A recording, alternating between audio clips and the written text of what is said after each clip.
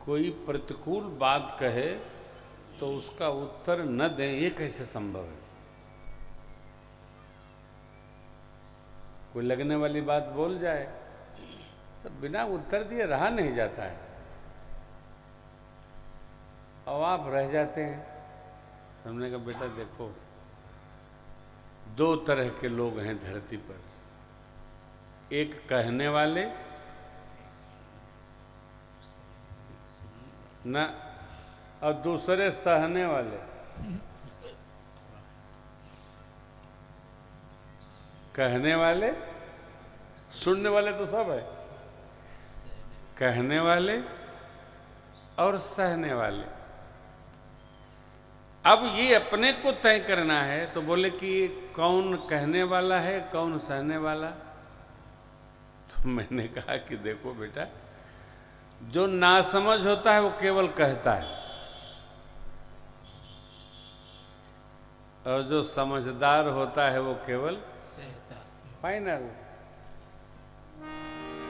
आदत बुरी संभाल लो, बस हो गया भजन।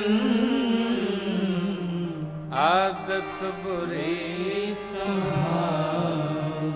जो बुद्धिमान हो, विवेकी हो, विवेकशील हो, अपने को श्रेष्ठ मानता हो, वो सहने का अभ्यास करे, और जो उससे ज्यादा बुद्धिमान है केवल कहने का अभ्यास करे। सहने वाले का कुछ हानि नहीं है और कहने वाले का कुछ बचता नहीं है। सब निंदा करते हैं, बहुत बोलते हैं, और क्या बोलेंगे इसका पता नहीं। अब देखिए, दुर्योधन, युधिष्ठिर जी, भीम, शकुनी, इधर 100 भाई हैं, इधर 5 हैं। सह गया होता अंगराज कर्ण, तो आज उसके माथे एक वाक्य का कलंक का तिलक न लगता, जो मां द्रौपदी के लिए उसने कहा। एक तिलक ऐसा कह गया, सन्मुख जाने से घबराता था मां द्रौपदी के। जीवन में जागने की स्थिति यही है मित्रों, माताओं, सहने का अभ्यास करो। अपने प्रांत में हम पुरबिया लोग, अरे हम कम मानी का उनसे कि चुप रहो, एगो कहिए तो 7 को सुनाई ला। ये कौन सी जाबाजी, बुद्धिमानी, विवेकशीलता है? थोड़ा बर्दाश्त करो। आज लोग बर्दाश्त नहीं कर पा रहे, परंतु कथा का प्रथम दिन का ये प्रथम सिद्धांत और सूत्र है, बर्दाश्त हो। जो सुनता है, समझता है, बर्दाश्त करता है, सभी उसका वंदन करते हैं। कहना विवेक नहीं है। बाबा गई महेश समीप, तब हंस पोछे कुशला, लेने परीक्षा कवर, कहो सत्य सब। माया प्रकृति जिसका मां ने वेश धारण किया था, वो सिर पर आड़ू हो गई, और आरूढ़ होके क्या कहवाती है? कछु न परीक्षा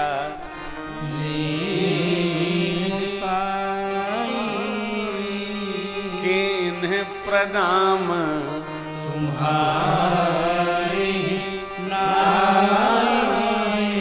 भगवान भोलेनाथ ने प्रश्न क्या किया? लीनी परीक्षा कवन विधि कहूँ सत्य सब बात।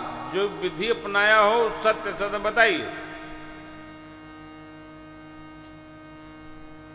सत्य कभी छिपता नहीं, और झूठ बिना दिखाई पड़े रहता नहीं, उजागर होगा, दिखेगा। समाज अपनी यात्रा में है, समाज की अपनी गति है लाला, परंतु क्या सत्य है क्या असत्य है एक न एक दिन उपस्थित होगा। बाबा ने कहा सत्य सत्य बताइएगा, कहू सत्य सब बात। और माता जी कह गई कछु न परीक्षा